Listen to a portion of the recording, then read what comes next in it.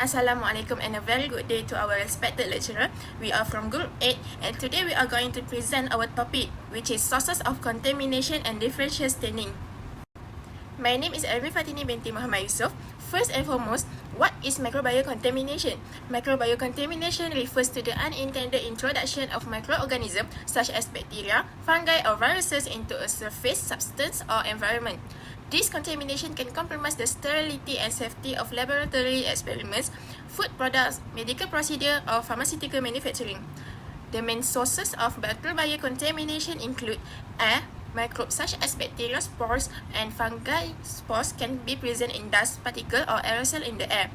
Surfaces and equipment. Any non-sterilized surface such as benches, glassware, pipettes and culture plates can harbor microorganisms.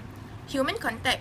Humans are the largest contributor to contamination in the lab. Skin, hair, clothing and breath carry a large number of commensal microorganisms. Next is principle of gram staining. Gram staining is a widely used differential staining technique in microbiology that helps classify bacteria based on the structural difference in their cell walls.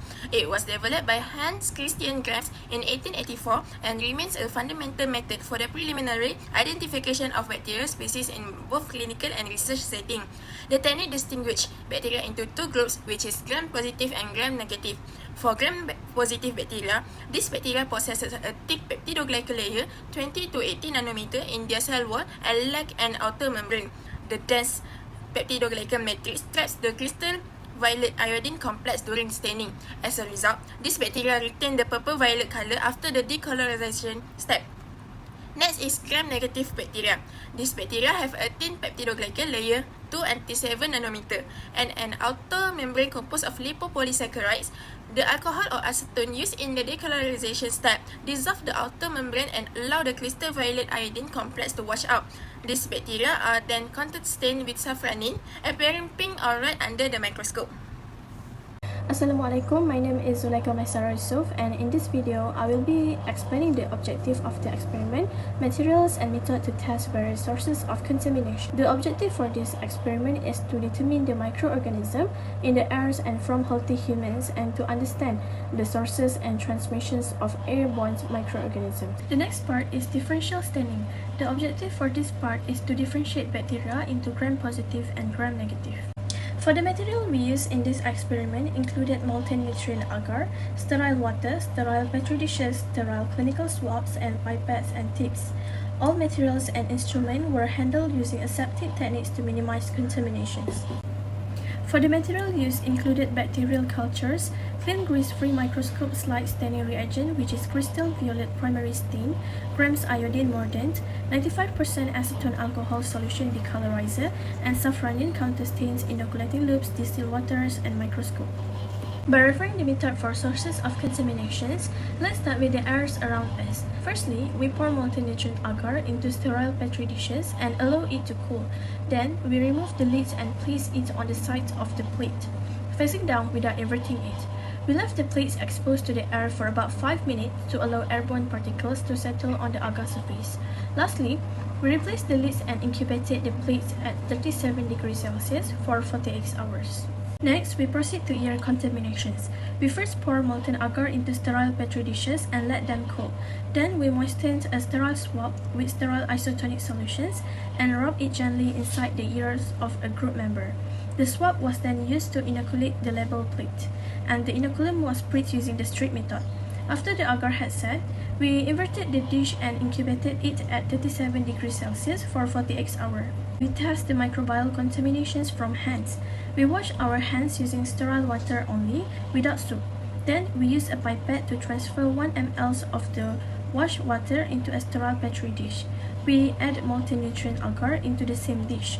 After that, we replace the lid and gently rotate the petri dish to mix the washed water with the agar evenly, making sure the agar did not contact the lid. The dish was then incubated at 37 degrees Celsius for 48 hours.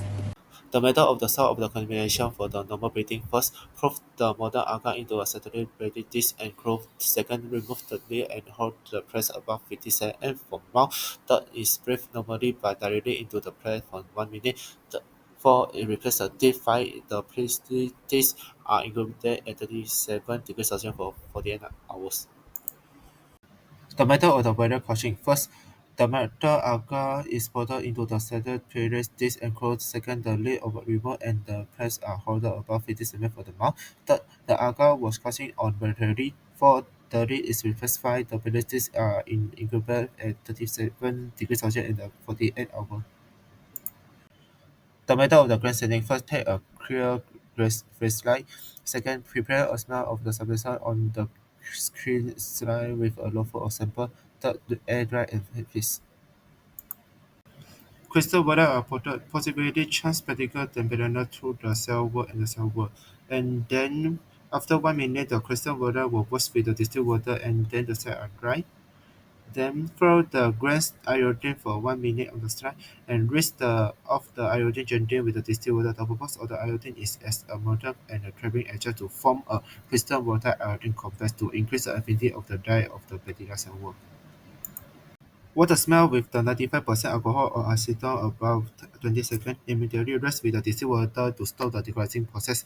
The purpose of the alcohol is as a decorating agent in the grain staining process. Then add the safranin to the smell for about 1 minute. Rinse the smell gently with the distilled water. The purpose of the safranin is as a strain in the grain staining procedure. As a result, the grain's negative bacteria will be pink or the red color, and grain positive bacteria will be the purple color. And then air dry, blow dry, and observe under the microscope.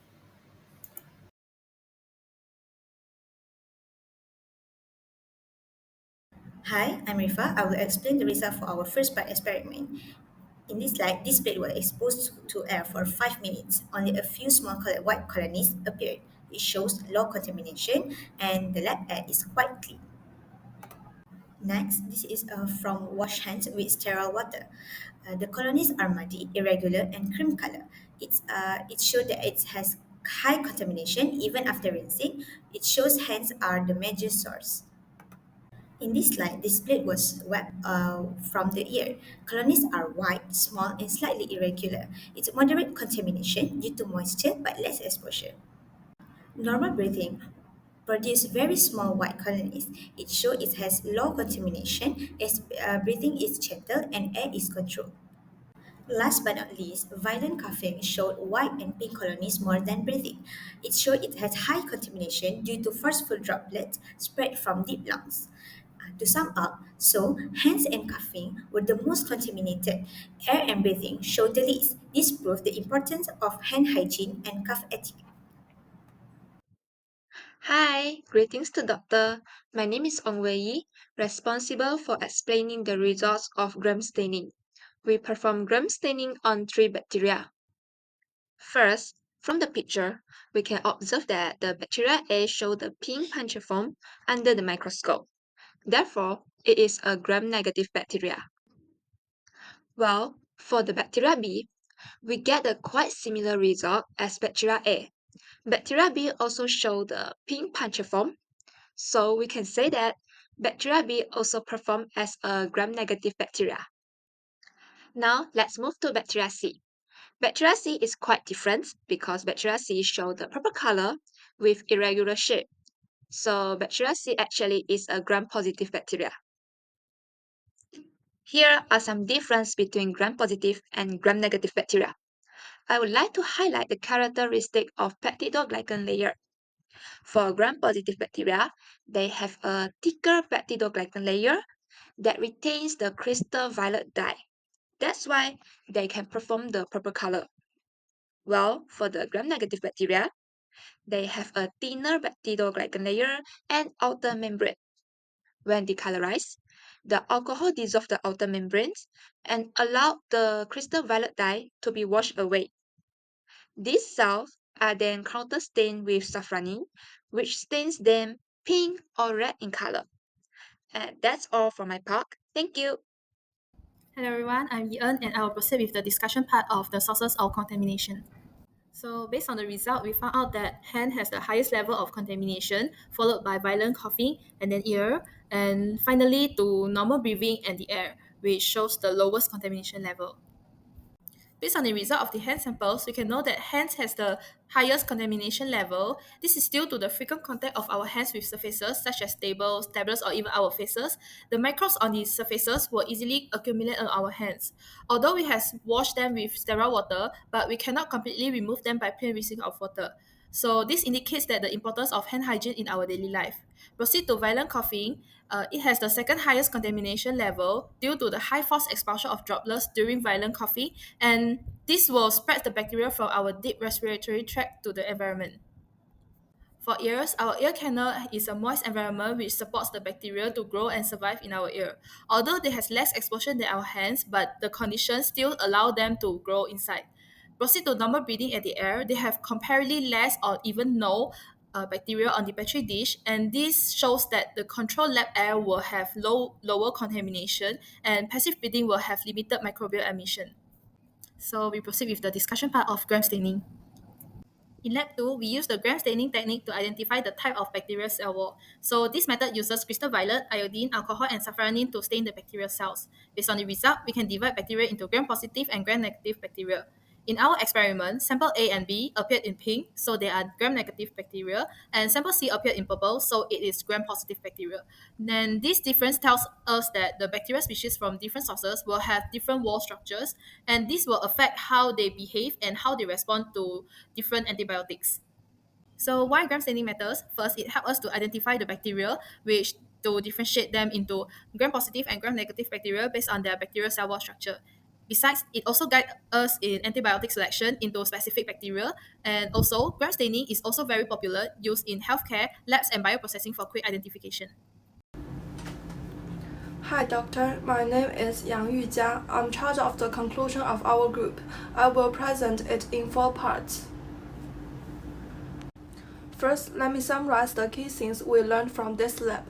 We successfully found out there are many causes of microcontamination around us. Then, based on what we observed the agar plates, we noticed the hands and the respiratory system were the most contaminated areas. This means that the proper personal hygiene is very important in lab. Lastly, we also practice gram staining. This helps us differentiate between 2 types of bacteria. Now let's move on the contamination control we learned from this part of lab. During the experiment, it was illustrated that even controlled settings like lab settings these are many possible sources of the contamination, which means that the microbes are everywhere in unsafe form, and small mistakes in the procedures can lead to the contamination. To deal with this, we also practice aseptic procedures seriously. We found that being careful to perform these tasks and the rate of the contamination was greatly reduced. So this part of the lab shows us that being careful and knowing the right steps really matters in microbiology. Now let's talk about gram staining, which is one of the most important steps in the identify bacteria. First, we add crystal violet to the bacteria. Then we add iodine, which helps fix the dye. Gram-positive bacteria keep the purple color. This is because they have a thick cell wall. Gram-negative bacteria lose the purple color. After that, we add the safranin, a red dye, so the gram-negative bacteria turn red. At the end, we can tell which type is the bacteria is. Now that we have finished the experiment, we also thought about what we can improve in the future. So in this side, I add a couple of simple ideas. Firstly, we can prepare more samples and repeats so that our results are reliable. Second, we can include control groups. We can also run the experiment at a different time to see if there any contamination change over time. Also, we would always follow the aspirate techniques seriously. Doing this helps stop the cross-contamination.